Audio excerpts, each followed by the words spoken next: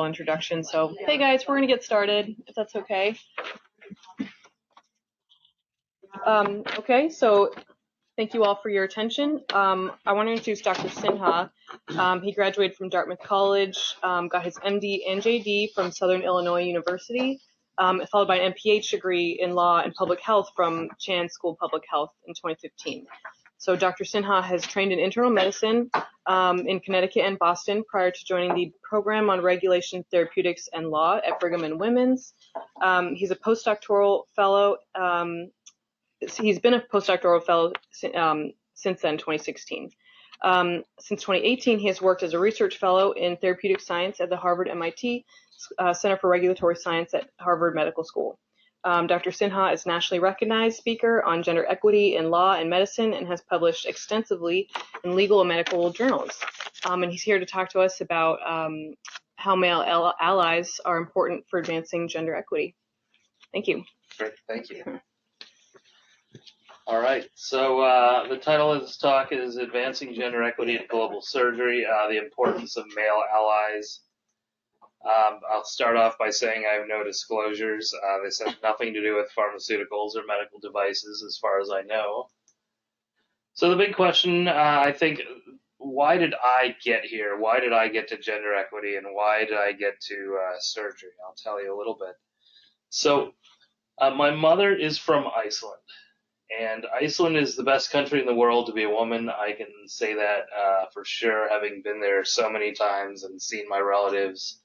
But then my father is from India, and he's from part of India that the arrow is pointing to, Bihar, which is furthest from gender parity in India. And that's even looking at, this is from McKinsey, and their index goes all the way up to 1. So India's not doing very well in gender equity across the board, but Bihar is especially problematic in terms of equity. And so I grew up seeing my relatives, my cousins in Iceland and India, because they're all mostly there, with very different opportunities, very different experiences growing up. And so that, I think, is sort of the root of my interest in gender equity.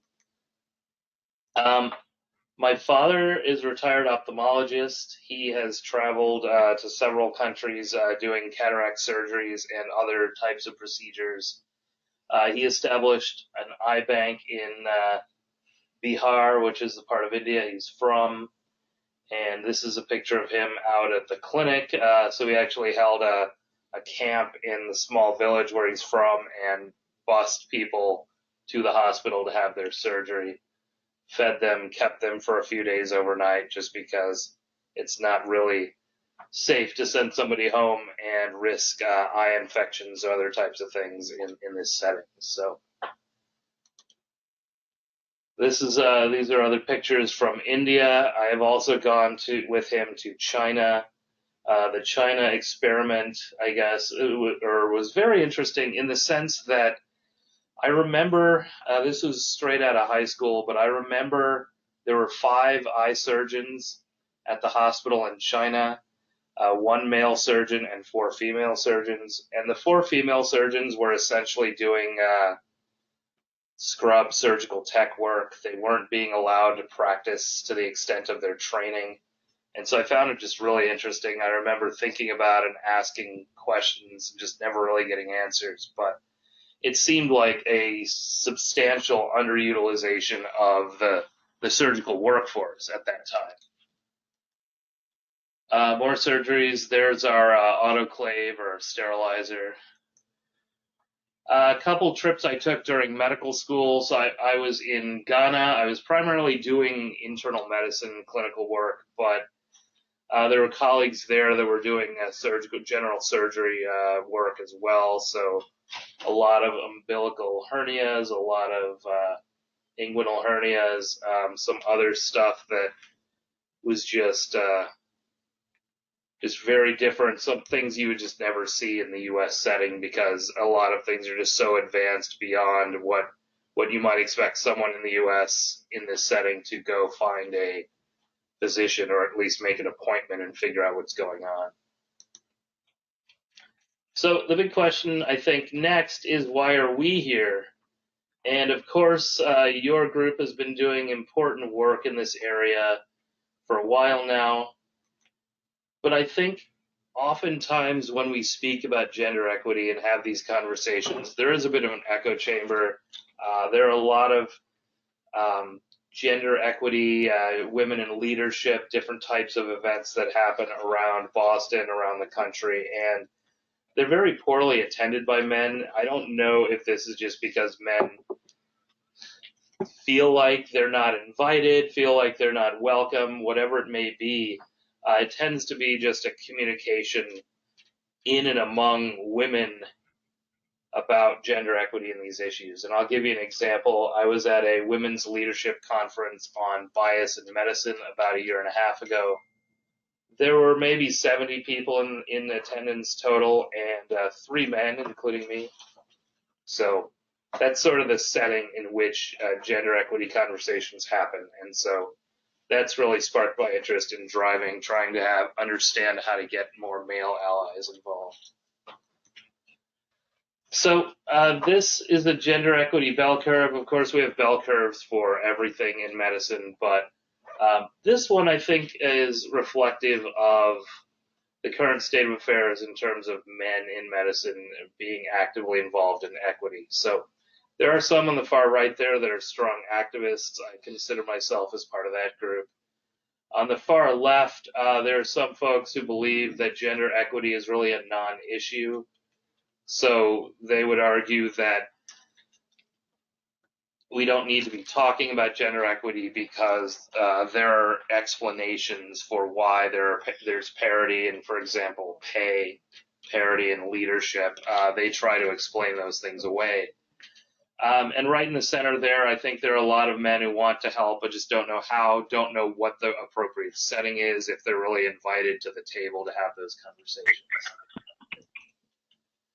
So going back in history, men in medicine, I think, were not so he for she over the years.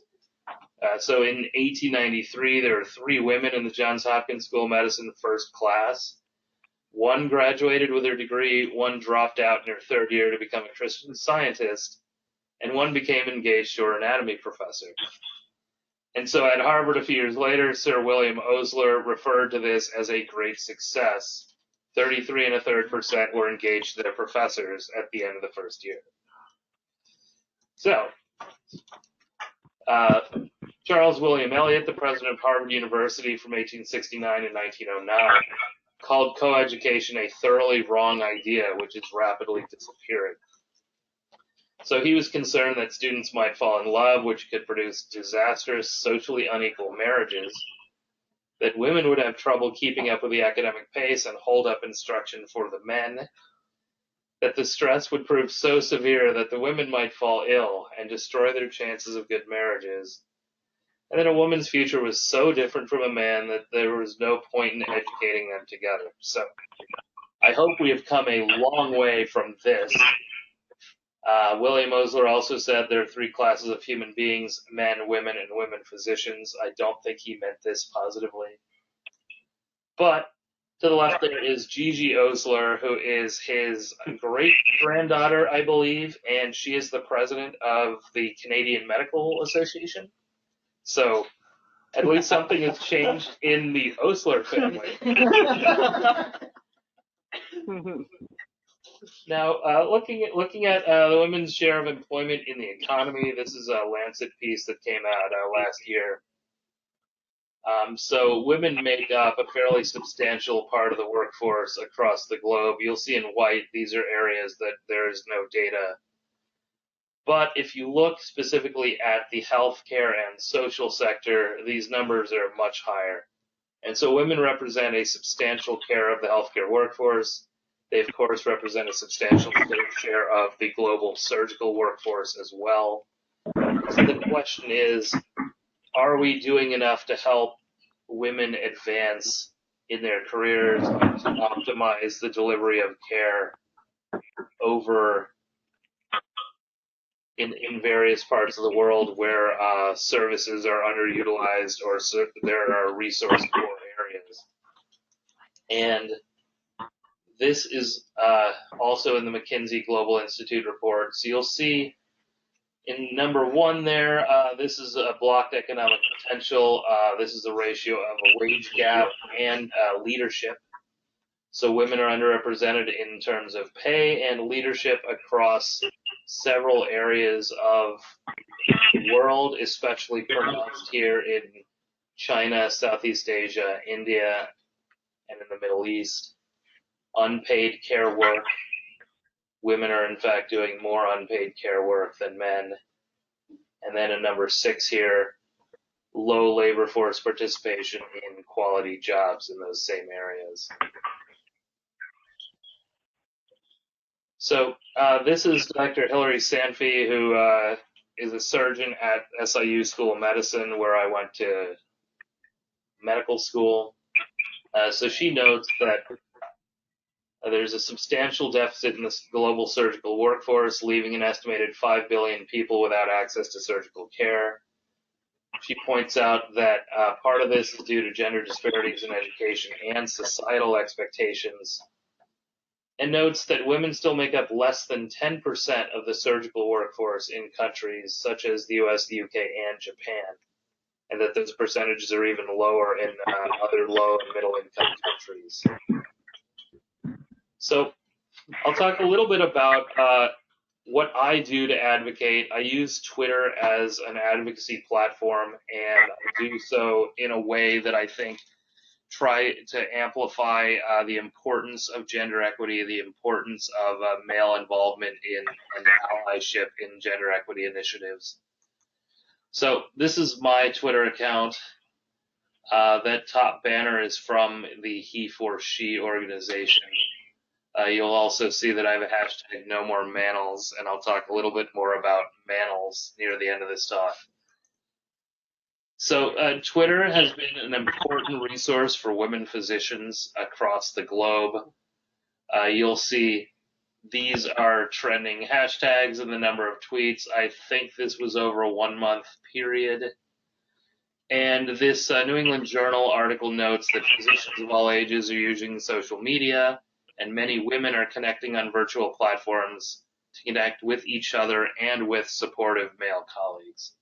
And so a number of the different talks that I've given, papers that I've collaborated on, etc., arose through meeting people on Twitter. A couple of trending hashtags that you may be aware of that I think are important globally. So hashtag I look like a surgeon. Dr. Heather Logie first coined this in this tweet in August of 2015. She was looking at an article in the New York Times, hashtag I look like an engineer, and further said, you know, is I look like a surgeon next? And as many of you know, that hashtag really blew up on social media. There were hundreds, if not thousands, of pictures taken. A second issue came up on the New Yorker, so there was a sketch of women physicians in an operating theater with the lamp right above them, and one woman, I think it was Susie Pitt, noted that they could have easily found actual women and they didn't have to draw a cartoon. So she challenged everyone to make their own New Yorker OR covers. And so this happened again across the globe as well. So this is Dr. Kathy Hughes, who is also a co-founder of I Look Like a Surgeon and worked with Dr. Logie on developing that hashtag and that platform. And so she noted that the two movements are actually quite similar and quite interrelated, but that this really sparked an outpouring of support from other women across the globe, and then also other male allies. So starting to identify the people who are supportive of movements like this for recognition, for acknowledgement, for just simply trying to understand and see mentors and see people like you who are involved in medicine. So hashtag what a doctor looks like began trending after Dr. Tamika Cross a couple years ago was on a plane. they had a medical emergency on the plane, and the flight attendant did not believe she was a physician, and so would not let her get up from her seat to go care for the patient. In fact, let a male nurse go and take care of the patient instead. And ultimately, that nurse was struggling to handle some issues, so the flight attendant, instead of letting Dr. Cross go evaluate the patient, just kept coming back and reporting and showing different vital signs and things and getting recommendations, but again, completely disrespecting her abilities as a physician. And this exact scenario also happened to a colleague of mine here in Boston, Dr. Fatima Cody Stanford. So she was on a Delta flight, and she was not believed to be a physician. After Dr. Cross's incident, she actually began carrying her medical license with her on all flights. She travels the country quite a bit, and so she showed her medical license to the flight attendant, who actually didn't believe that it was her license, and asked her, "Is this your license?" So this has happened in multiple settings. This actually spurned a larger conversation of women physicians saying, I've had exactly the same experience. And it's not just, one single airline. So at first, this was Delta. Dr. Fatima Stanford was also on Delta, but other airlines, the same experiences coming back and hearing the same stories, just women not being believed, women not being valued. And when it's a medical emergency and you have limited resources and limited personnel, you really have to go with who you have available. And just a question, the stewardess was a woman, or wasn't it? Woman, yes. It's a good question. There. There is the problem. That's the problem? Yeah, I think so, very often. I agree with you. A surgeon, I can tell you that the problem very often are the women. Yeah. The women. You're welcome in the operating room when you are a young woman, just and surgeon. That's really interesting. So another way. This is Gail Rousseau listening in from Chicago. Yes. Madeleine Albright said it best when she said there's a special place in hell for women who don't help other women. I have heard that. So another way I use Twitter is to call out what we coin micro inequities. So these are small little infractions that, on their own may not really be that problematic, but that when taken and added up together really become problematic. So not being addressed as doctor, not being believed, right? Small little things like that over time, if they're happening day in, day out on a regular basis, of course, really make a workplace unpleasant to be in, perhaps even hostile. Although the legal standard of hostile workplace environment threshold in this, I would argue that potentially we need to revisit that standard and say, are all these small little things adding up to make essentially a hostile workplace environment? But so I would see female colleagues of mine comment and remark. For example, earlier in my career, I had more than one patient complain to me that they hadn't seen a doctor their entire hospital stay. They were being cared for by an all-female team. And so I said this never happened to me. In fact, I was often called doctor as a medical student, and I would have to correct patients who referred to me as doctor at that time. And same thing, if a woman in medicine is dressed too fashionably, they question her credibility. That doesn't seem to happen with male physicians. And I said the exact same thing. So we can wear scrubs to clinic and be taken just as seriously. So it's something to think about. That double standard in terms of how we're professionally or otherwise dressed does not really apply to men in the healthcare workplace. This was something that I found really striking. So articles about women in medicine on the right there, these were the kinds of pictures that were being posted as stock photos. Now, I don't think these are representative photos of women in medicine. I think they're probably much better photos to use. You'll see on the left, the ID badge actually says staff nurse. And this was attached to a Stat News article on women physicians being invisible. So the irony there, I think, speaks for itself. And so I called out Stat News. I said, what's going on here? They did eventually change the picture, but they actually changed it to the one on the bottom right there. So again, yes, the ID badge or the white coat says MD, but it's really not an adequate or appropriate portrayal of women in medicine, in my opinion. And so I went to Shutterstock to try to see if I could find better pictures. And I found better pictures, but I also found some pictures that I thought were a little out there. And the descriptions were a little much. So beautiful, charming, friendly, smiling female medicine doctor. Close-up portrait, rude, frustrated, upset, angry young doctor. I mean, are these the right terms to use? And then I searched for male doctor, handsome, intelligent, intellectual, very different terms.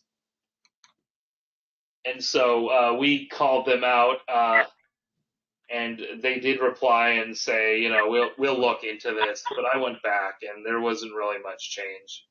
They did, in fact, add pictures to their library, so I was happy to see that. But the descriptions were just not that different. So rear view of an Asian female surgeon, that's just astonishing. Another thing that we think about in Boston and in healthcare broadly are having walls of portraits that are almost entirely men and that do not represent the diversity of the healthcare workplace. So these are portraits in Bornstein Amphitheater at Brigham and Women's Hospital. It's an amphitheater I've sat in many times. They did get rid of these pictures and disperse them across the hospital. What I later found this meant was that many smaller conference rooms were now much more intimidating because they had 4 or 5 of these pictures looming around them. So I'm not sure that really changed a whole lot. Dr. Julie Silver, who's a colleague and collaborator, started the Walls Do Talk initiative to bring attention to the issue of portraits on walls not being representative of faculty, students, staff, and even patients that are being served in those institutions. I know, and I don't have a picture of it, but I know at Yale School of Medicine, they've actually set up a special exhibit highlighting the diversity of women physicians that work there. I'm optimistic that it's a permanent exhibit and not a rotating one, but we'll see. Another effort I did, so this is Dr. Silver came to me a few years ago and said, I really want to do something big. So if you know Dr. Silver, she's someone who has big, grand ideas, and most of the time she accomplishes those big, grand ideas. So she's an absolutely impressive person to work with. And she said, I want to work on model legislation. I want to do something big. And I said, I've been going to the American Medical Association meetings for years. I know the process there. I think it's ripe to write a resolution and get it passed at the AMA and really bring national attention to it from the largest medical society in the country. And so that's exactly what we did. So we wrote comprehensive resolutions on equal pay and equal promotion.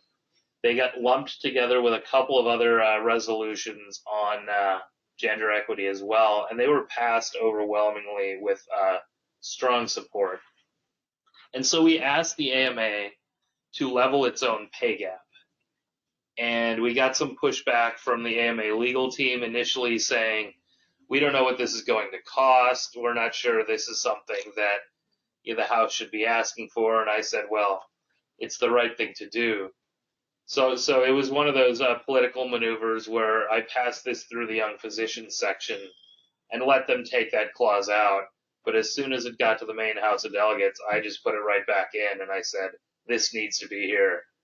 So really doing an end round around the people who are opposing certain provisions.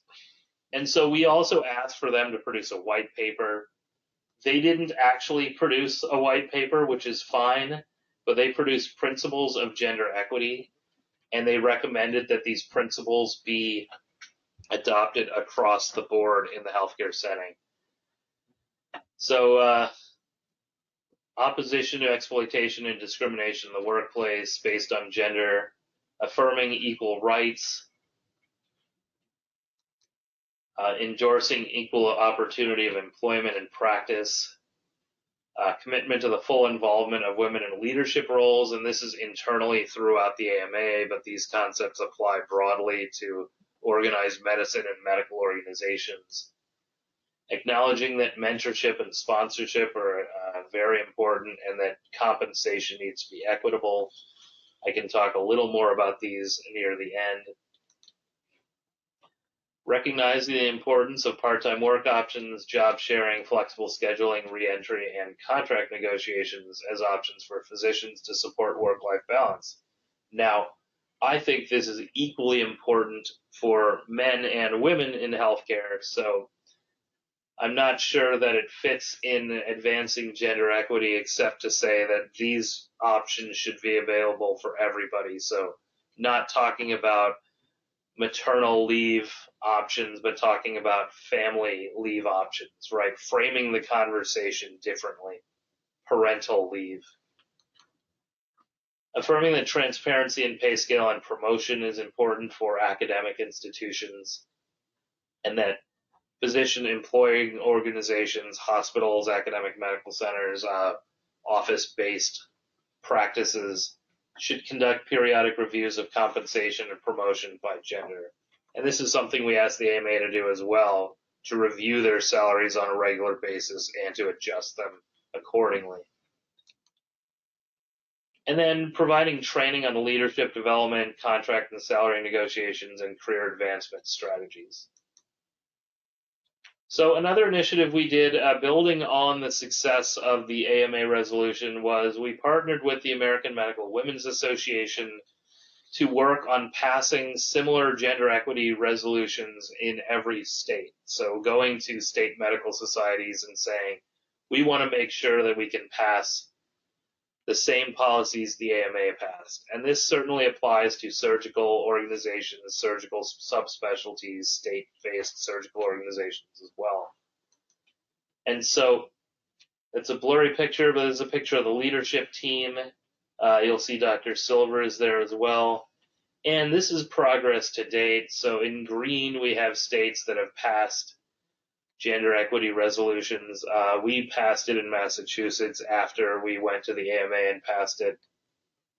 A number of states are in the process of submitting or debating, and they're also working on language and crafting language. Again, I think these principles for gender equity really are a good foundation and a good starting point. So I've actually built in to our model resolution a clause that says that the state medical society adopts those principles as their own.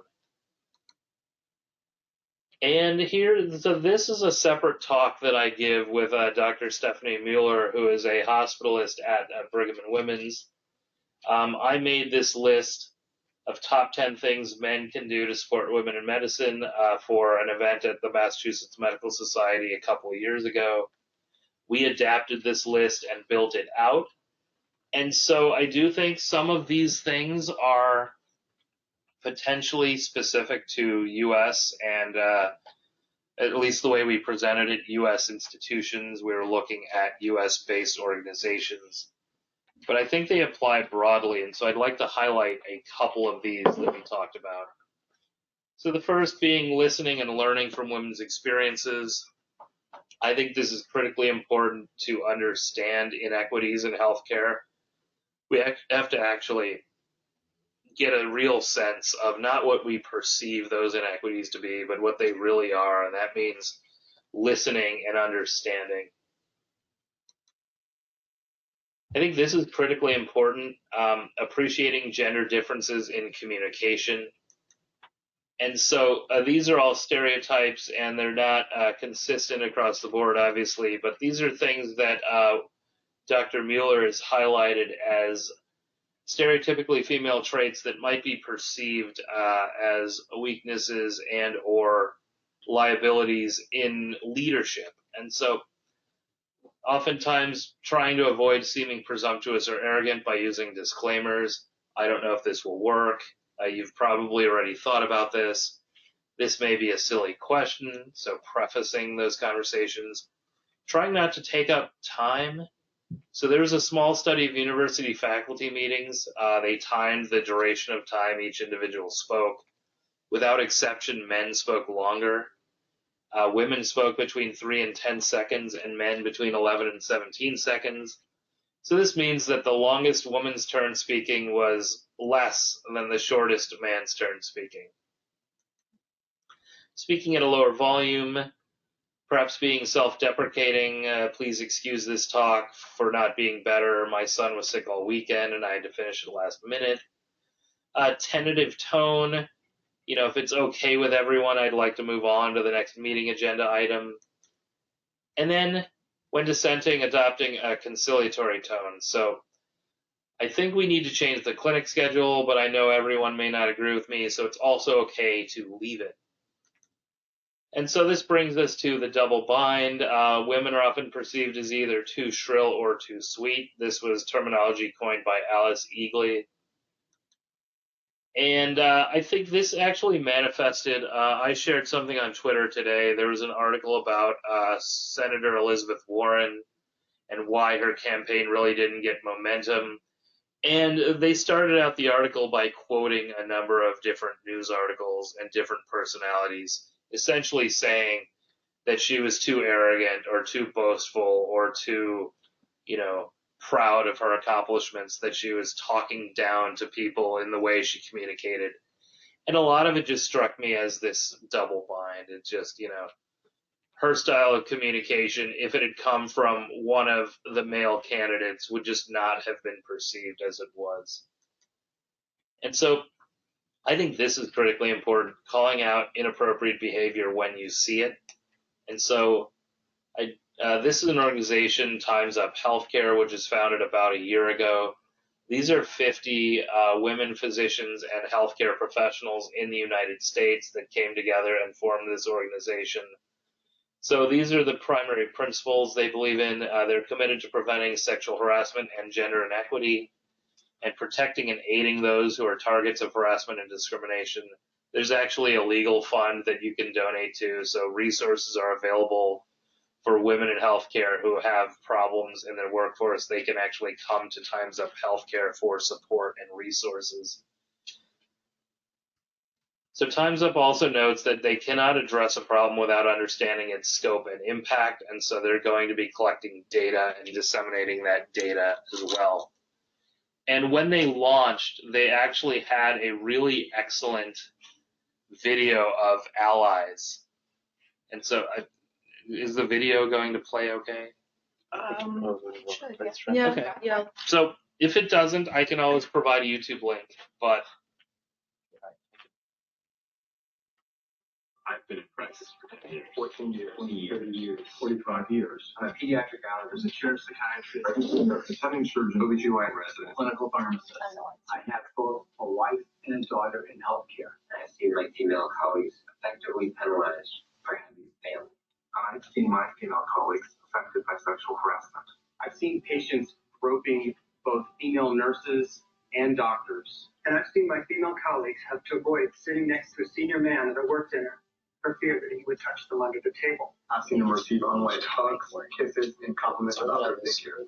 I've seen 2 different attending physicians tell women not to get pregnant while they're on service. I watched my female colleagues receive aggression and threats in the workplace. This is particularly true for women of color and for female international medical graduates. And I've seen women face major barriers to their promotion. I've seen female medical students and residents be ignored. There is no place for gender discrimination, especially in healthcare. We need to stop giving a pass to men who treat women as sexual objects. We can't treat sexual harassment like harmless flirting.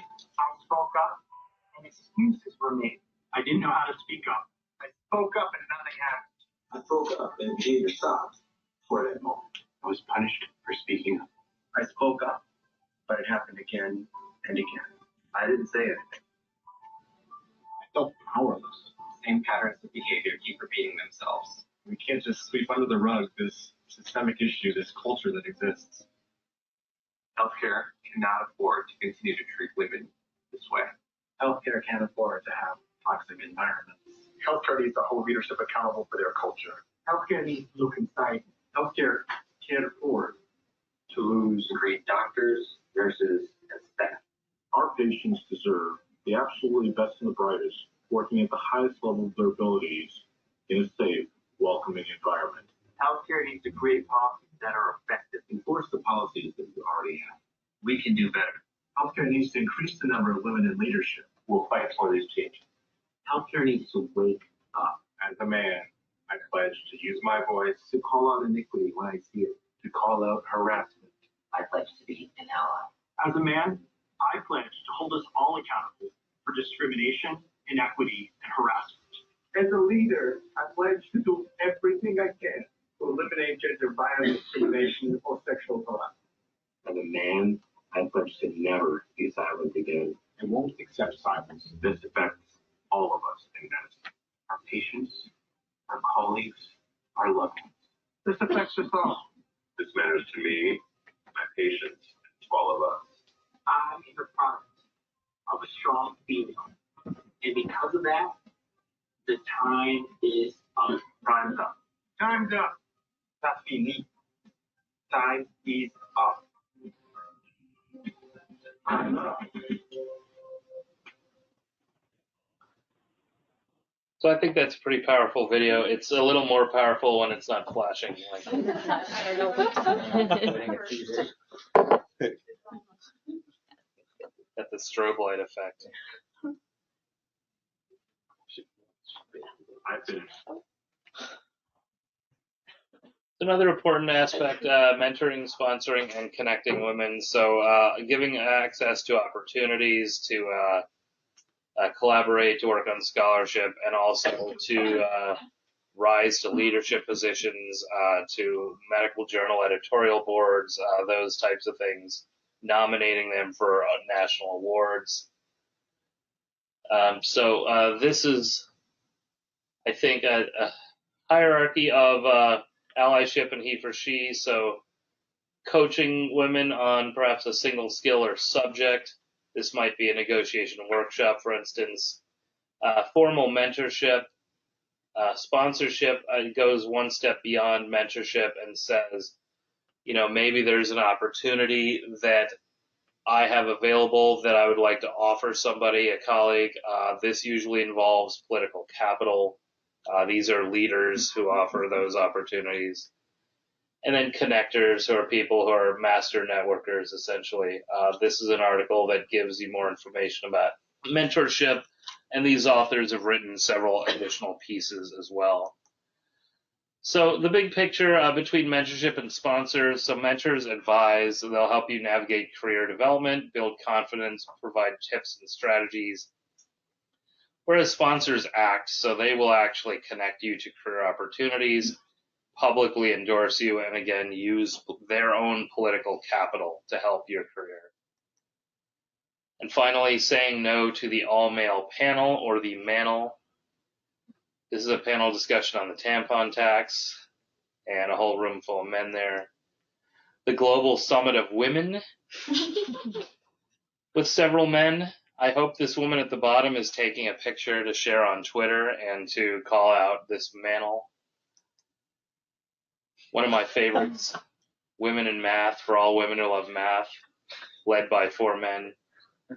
ENT was better in my day, with 6 men and 1 male moderator.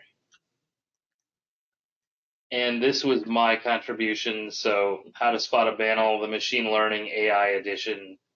Manels can be easily identified by the often conspicuous row of colorful parallel lines emerging from the neck region of the photographed subjects, unimpeded by noise from diversity and inclusion. Here is a more recent manel. This is a manel of individuals responding to the COVID-19 coronavirus outbreak in the U.S. This is a group that was convened by Vice President Mike Pence. A colleague on Twitter noted that this looked more like a mandemic and noted that there are 71% of the healthcare workforce in public health is female. And that means that there is literally zero probability that this room contains the top minds and best expertise to contain the virus. And I think she is absolutely right. And then someone snarkily remarked at the bottom, I'm sure there must have been at least one woman in the room, but maybe she was fetching their coffees. So in terms of conferences, and I think this is broadly applicable to global audiences, global conferences, 10 simple rules to achieve conference speaker gender equity. I think it's really important, number 2, to have a speaker policy. So what that means is make sure systematically review the agenda and make sure that there are no all-male panels. Make that policy visible, so really make it clear to attendees that this is the policy. A balanced and informed program committee really helps with this. So that means having multiple stakeholders, multiple perspectives and points of view in the planning committee itself. Number 8, supporting women at meetings. I think this is incredibly important, and what this means is it's building in things like breastfeeding, child care, that type of thing. And these are obviously important to men and to families as well. But until we make this standard at meetings, I think a lot of people, a lot of young professionals are going to be left out of meetings and other settings because of this. And on the number 10 here, taking the pledge. So this is the Gender Offender Pledge. So if you sign this pledge, and I have, you say, I will not serve as a panelist at a public conference where there are no women on the panel. And so what men have done in these settings is they will decline publicly to attend. They will recommend women to serve on the panel in their place. So these are some prominent politicians in the U.S. who have signed this pledge. And with that, open it up to questions, comments, and conversation.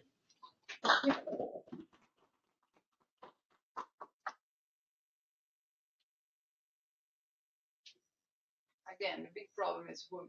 Women are a big problem to women to work as surgeon.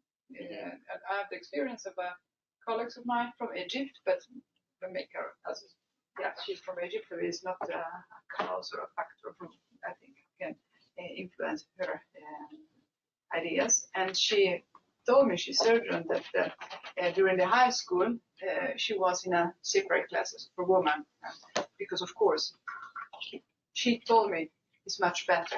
You can focus much better if the men are not in the same room. And she's a young surgeon who have a PhD, and the mentality was so affected by tradition, or that she actually think it's better to divide man and woman during the study.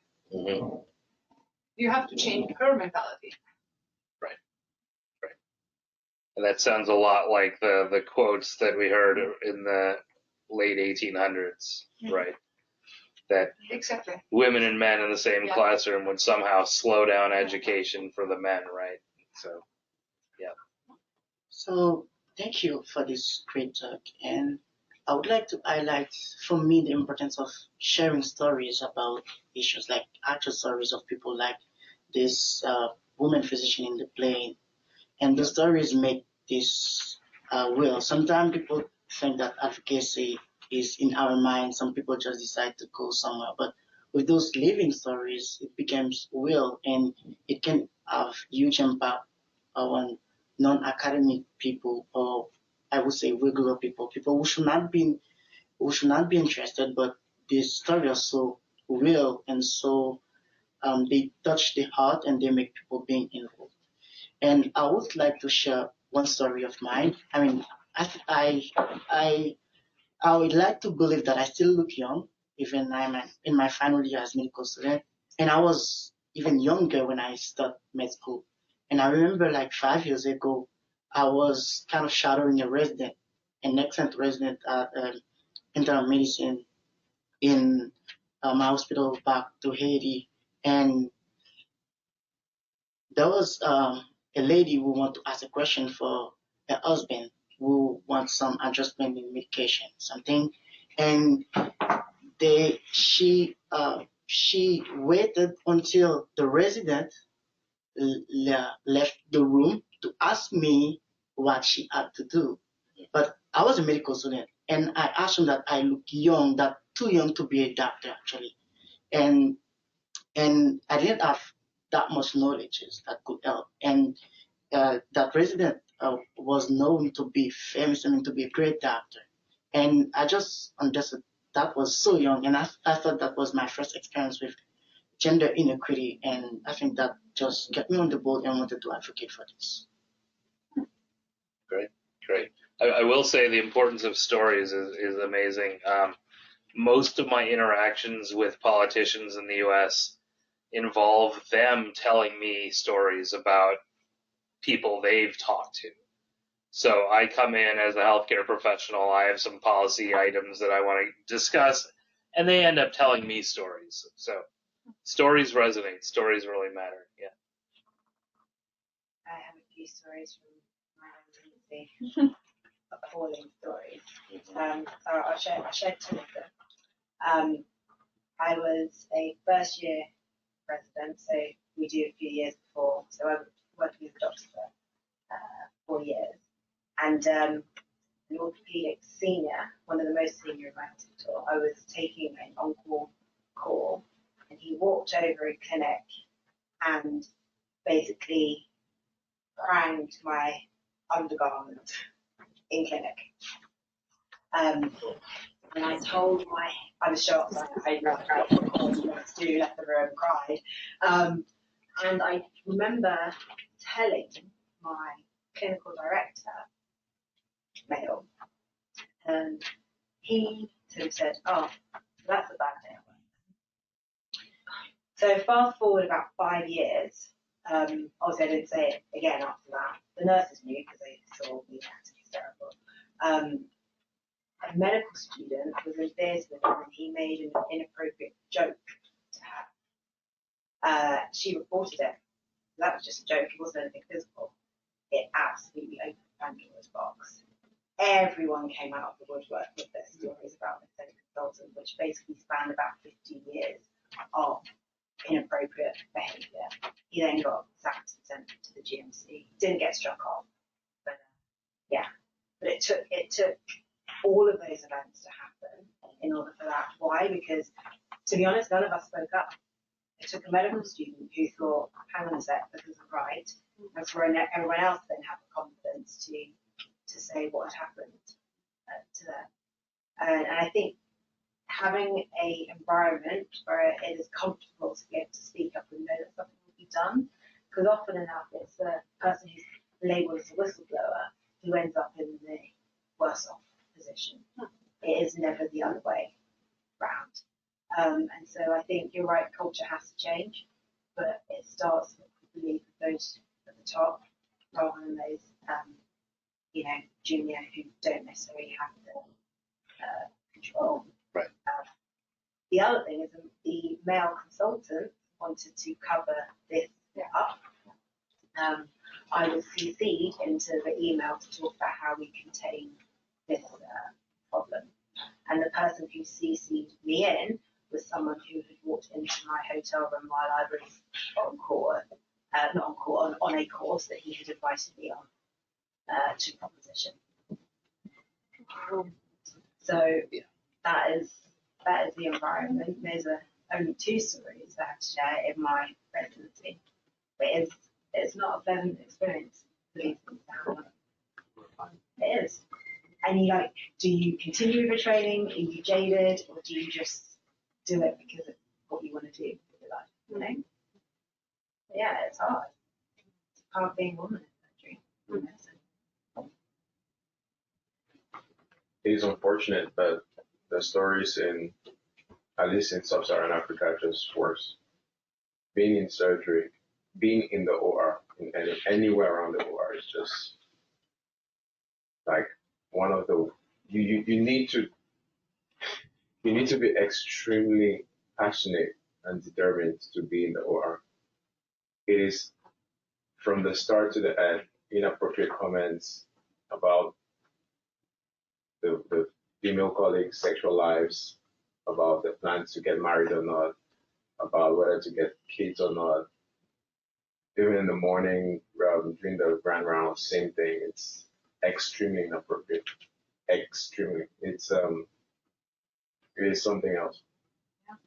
I say surgical specialties are renowned for those kind of things. I personally think in orthopedic meetings, it's normally very, very sexist. Like you had a bunch of cheerleaders who had an accident, they all came in without consultants and talking about what they were wearing, that kind, that kind of thing. And to be fair, again, Laura, your point about women not helping. So you've got your female colleagues who will want to be very much part of the in crowd with men, who will also add and gist to those women. And if you make a stance and say, not interested and I'm not going to get involved in that, then you're all seen as the different one, the outsider. And it's about having your allies. But if your allies who you suspect are supposed to be women are not, then it really puts you on the back foot. Yeah. And I think that's the importance of male allies being upstanders and actually speaking out and saying that the treatment that you or anybody else is experiencing is wrong, right? And taking a stand, even if it doesn't affect them directly. But yeah, I think it's really important. Hi guys, this is Helen. I'm joining in. I'm at Duke right now, but I'm actually visiting from Sweden. Where in Where is Oh, who's there from Sweden? Yeah, where well, are from you? well, Stockholm and Malmo. I'm a vascular surgeon there. I'm in Linköping. Oh, okay, great. Nice to meet you. Nice to meet you. So my question is, according to the title of the topic and having you, thank you so much for your talk, by the way.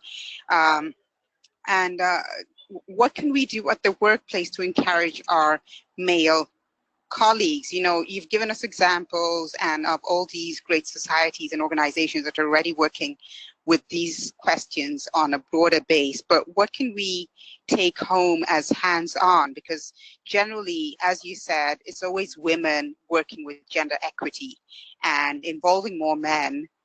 I'm not saying that it needs a man to make a point. We all know that that's not the case, but just to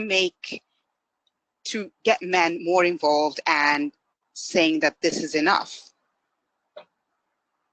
Yeah, I think it's a really good question. What we often recommend is to just, if there are conversations or events, inviting men to be a part of that and encouraging them to come even if they feel like it's difficult, right? So a lot of times listening and learning means actually listening. And that means resisting the urge to say no, but, or to try, some defense mechanism comes up and says, it's not me, it's somebody else, right? Yeah, Just back, turning all of that off and saying, I'm here to understand. Right. And if one man brings other colleagues, you start to populate the room with people who are interested in learning and changing the status quo. Oh, okay. Okay, thank you for that. I don't know if there's anyone else that has other experiences from their different places of work. They say in the UK, the whole College of Surgeons is trying to activate involve more. And they had a couple of instances where women not been able to have childcare and brought their children to conferences. Yeah. The general surgeons are much better at this, and also they've organised sort of creches at conferences, and now it's become the standard requirement for a conference to have that sort of space just so people can attend. Yeah, and the AMA does this too now. They have Camp AMA. They have all the kids get together and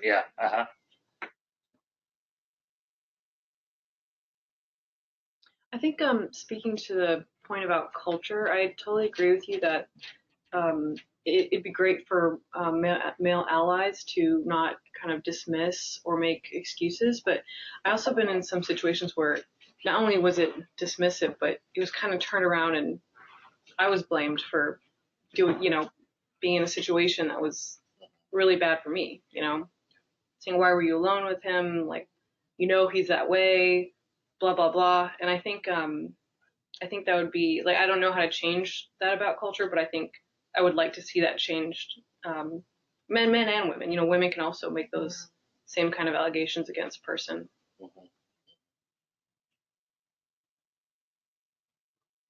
Hi, can I ask a question? Yes. Hi, so my name is Eliana. I was at the PGSSC last year, and I'm currently running the Gender Equity Initiative with Jackie. Thank you so much for your talk. I feel like this is a really important topic. And I've been thinking about this issue a lot too.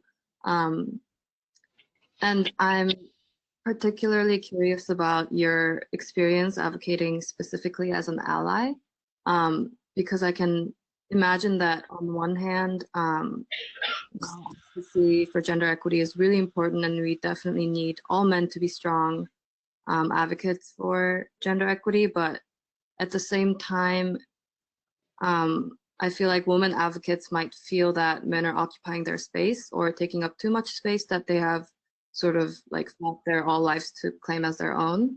And I feel like this kind of challenge is inherent to advocating for any minority group as an ally, and definitely pertinent to all of us, not only as gender equity advocates, but global health advocates.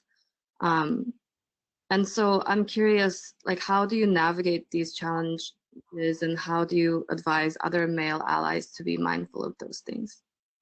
Yeah, absolutely. So I find that resorting back to that number one item on my top 10 list, so just listening, right? Being aware of the setting. I always take a back seat and listen to try to understand the situation better. I don't purport to know anything more than anybody else. I don't sell myself as an expert in anything just because, honestly, I have so much to learn, I have so much to gain, and I just try to contribute what I can. So I think it is important to say, yes, this is not something that I need to take ownership over or to lead, but to step back and to work collaboratively. Does that make sense? Mm-hmm. Thank you.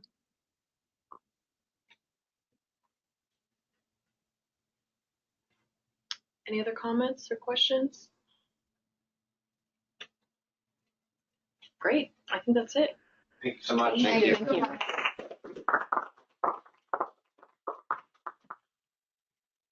All right. Let me just make sure we got the recording. Trying to find this.